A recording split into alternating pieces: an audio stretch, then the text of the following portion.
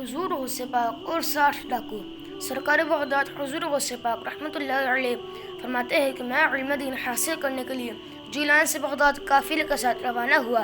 جب ہمدان سے آگے پہنچے تو 60 ڈاکو قافلے پر ٹوٹ پڑے اور سارا قافلہ لوٹ لیا، لیکن کسی نے مجھے کچھ نہ کہا۔ ایک ڈاکو میرے پاس آ کر پوچھنے لگا، اے لڑکے، تمہارے پاس بھی کچھ ہے؟ میں نے جواب میں کہا، ہاں۔ ڈاکو نے کہا، کیا ہے؟ میں نے کہا، 40 سونے کے سکے۔ اس نے پوچھا، کہاں ہے؟ میں نے کہا، قمیص کے اندر۔ ڈاکو اس بات کو مذاق سمجھتا ہوا چلا گیا۔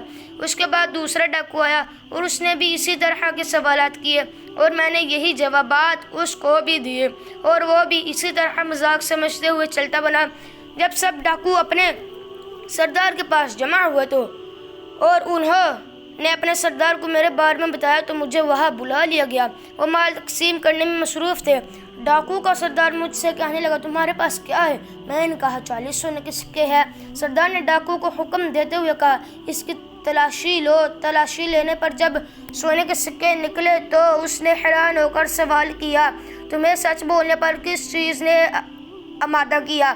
میں نے کہا، والدہ ماجدہ کی نصیحت نے۔ سردار بولا، وہ نصیحت کیا ہے؟ میں نے کہا، میری والدہ محترمہ نے مجھے ہمیشہ سچ بولنے کی تاکید فرمائی تھی اور میں نے ان سے وعدہ کیا تھا کہ سچ بولوں گا۔ یہ سن کر ڈاکو کا سردار رو کر کہنے لگا، اس بچے نے اپنی ماں سے کیا ہوا وعدہ نہیں توڑا اور میں نے ساری عمر اپنے رب عز و جل سے کیے ہوئے وعدہ کے خلاف گزار دی ہے۔